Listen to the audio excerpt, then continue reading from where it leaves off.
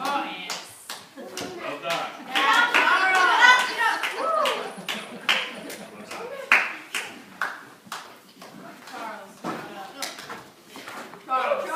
Charles. Oh, excellent young man. If I had a gun that looked like mine, I could tell you who should down. No more! No more. Yes, I beseech your grace. I am not yet well bred. How dost thou, Charles? He cannot speak, my lord. Bear him away. What is thy name, young man? Orlando, my liege, the youngest son of Sir Roland de Boys. Now wouldst thou hast been son to some man else? The world esteemed thy father honorable, but I did still find him mine enemy. Thou shouldst have better pleased me with this deed, as thou descended from another house. But fare thee well. Thou art a gallant youth. But what thou hast told me of another father. Were I my father, cuz would I you this? I am more proud to be Sir Roland's son, his youngest son, and would not change that calling to be adopted heir to Frederick. My father loves Sir Roland as his soul, and all the world is of my father's mind. Had I before known this young man his son, I should have given him tears and entreaties ere he should thus have ventured. Gentle cousin, let us go and thank him and encourage him. My father's rough and envious disposition sticks me at heart. Sir, you have well deserved, and if you keep all your promises in love, but justly you have exceeded all promise, your mistress shall be happy. Gentlemen, wear this for me, one out of suits with fortune, that could give more, but that her hand lacks means. Shall we go, cuz? Aye, very well, fell gentlemen. Can I not say I thank you? My better parts are all thrown down, and that which here stands up is but a quintain, a mere lifeless block. He calls us back. My pride told my fortune. I'll ask you what he would. Did you call, sir?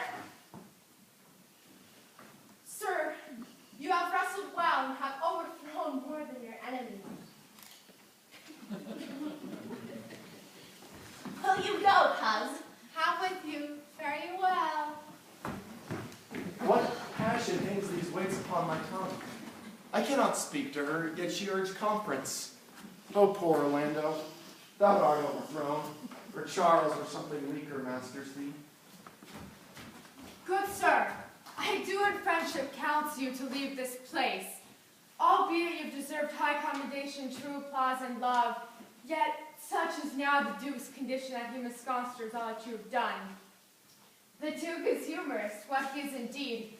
More suits you to conceive than I to speak of. I thank you, sir. And pray you tell me this.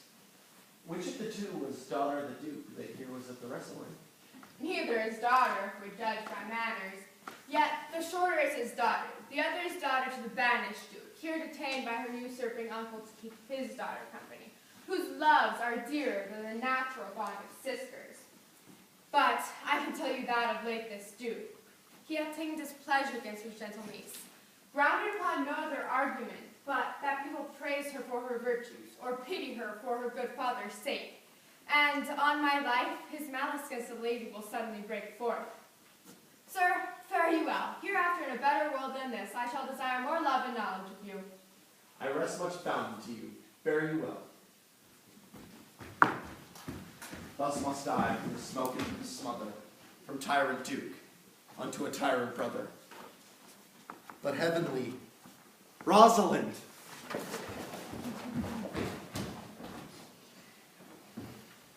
Why, cousin, why, Rosalind, Cupid have mercy, not a word. Not one to throw at a dog. No, thy words are too precious to be cast away upon curs.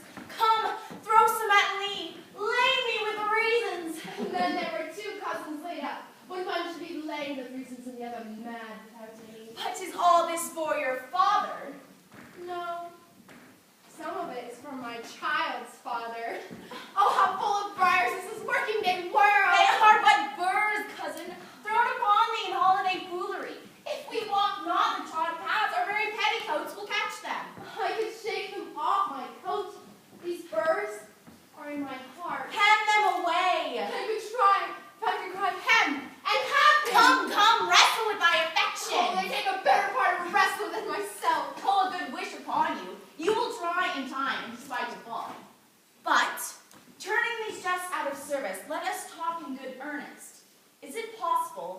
on such a son, you should fall into so strong a liking for old Sir Roland's youngest son. My father loved his father dearly. Tom, it therefore ensue that you should love him. By this kind of chase I should hate him, for my father hated his father, but I hate not Orlando. No, Fate, hate him not for my sake. Why not? Doth he not deserve well? Let me love him for that, and you love him because I do. Look, here comes the Duke, with his eyes full of anger. Mistress, dispatch you with your safest haste and get you from our court. Me, uncle. You, cousin, within these 10 days that thou beest found so near a public court as 20 miles, thou diest for it. I do beseech your grace. Let me the knowledge of my own faults bear with me. If that with myself I hold intelligence, or have acquaintance with my own desires, as I trust I am not, then, dear uncle, never so much as a thought unborn did I offend your highness. Thus do all traitors. Their purgation did consist in words, there is innocent as grace itself. Yet, you cannot make me leave. Tell me, wherein the likelihood depends. Thou art thy father's daughter, there's enough. So was I when your highness took his dukedom. So was I when your highness banished him. Treason is not inherited, my lord, or, if we did derive it from our friends, what's that to me? My father was no traitor. Therefore, mistake me not so much to think my poverty is treacherous. Dear sovereign, hear me speak. Aye, Celia, we say her for your sake, or else she with her father ranged along. I did not entreat Ken to have her stay. It was your own pleasure and your own remorse. I was too young that time to value her, but now I know her. If she betrayed her, why so am I. We still have slept together. Rose and I at an instant learned, played, eat together. And wheresoever we went, like Juno's swans, we went coupled and inseparable. She is too subtle for thee. Her smoothness, her very silence and her patience speak to the people and they pity her. Thou art a fool! She robs thee of thy name. Thou wilt be more bright and see more virtuous when she is gone. Then open not thy lips. Firm and irrevocable is my doom which I have passed upon her. She is banished. Then pronounce that sentence then on me, my liege. I cannot live out of her company. You are a fool. You, niece, provide yourself.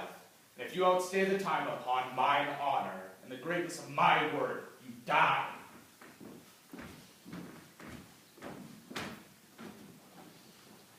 Oh, my poor Rosalind! Whither wilt thou go? Wilt thou change fathers? I will give thee mine. I pray thee, be not more grief than I am. I have more cause. Thou hast not, cousin. Prithee be cheerful. Knowest that thou not the Duke hath banished me, his daughter? That he hath not. No, hath not.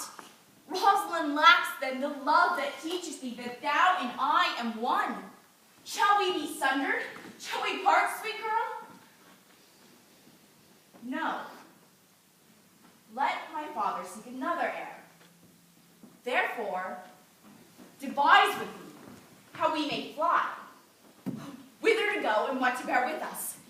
And do not seek to take your change upon you, to bear your griefs yourself and leave me out. For, by this heaven, at our sorrow's pale, say what thou canst. I will go along with thee. Why, whither shall we go? To seek my uncle in the forest of Arden. Alas, what danger will it be to us, maids as we are, to travel forth so far? Beauty provoketh thieves sooner than gold. I'll put myself in poor mean attire, and a kind of umber smirk to my face. The like do you, so we shall pass along, and never stir assailants. Were it not better, because that I more than common tall, that I did suit me up points like a man? A gallant curtal axe upon my thigh, a boar spear in my hand, and in my heart lie there what hidden women spear their will. We'll have a swashing and martial outside as many other man's cowards have that do outface it with their semblances. What shall I call thee when thou art a man? I'll have no worse a name than Jove's own page. Therefore, look you call me Ganymede.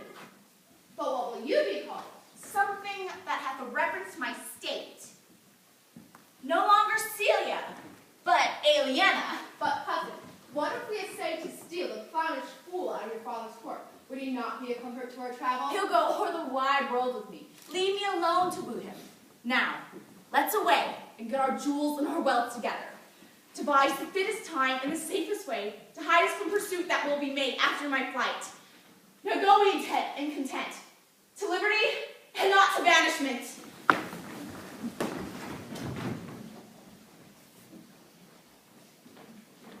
Now, my comrades brother in exile, have not, O custom this life, more sweet than painted power. Our knowledge was more free from peril than the envious court. Here we feel with the tales of Adam, as the icy fangs his short hands of winter wind, where bison blows my body, even touched me with cold. I smile and say, this is not flattery, but it's your countenance pursuing me where I am. Exempt from public haunts, by tons of trees, books and rain brooks, stones and stones, and green everything, I will not change it. Happy is your grace that could translate the stubbornness of fortune into so quiet and so sweet a style. Come, shall we go Castle Benson? And yet, they're earthly, the poor dead fools, beneath the burgers their own desert plates, and the round haunches gorged. Indeed, my lord, the melancholy Jaques grieves at that, and in that kind swears you do more usurp than doth your brother that hath banished you.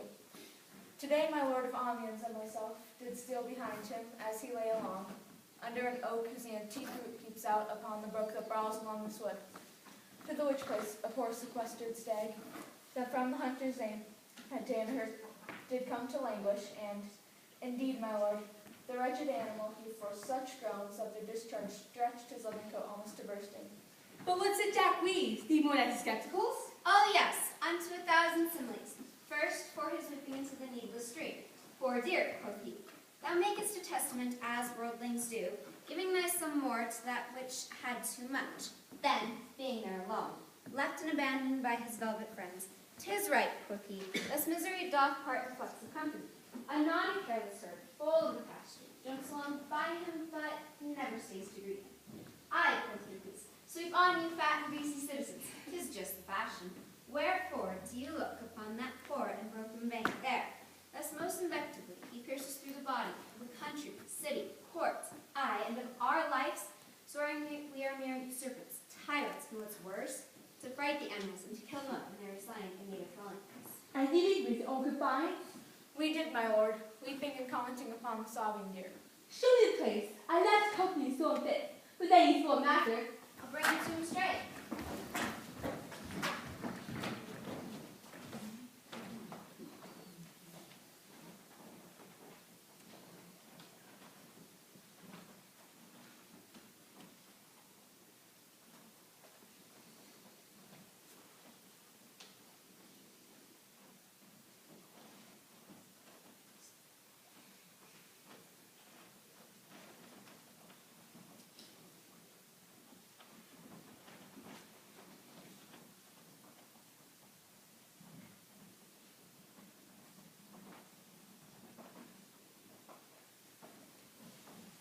Can it be possible that no man saw them?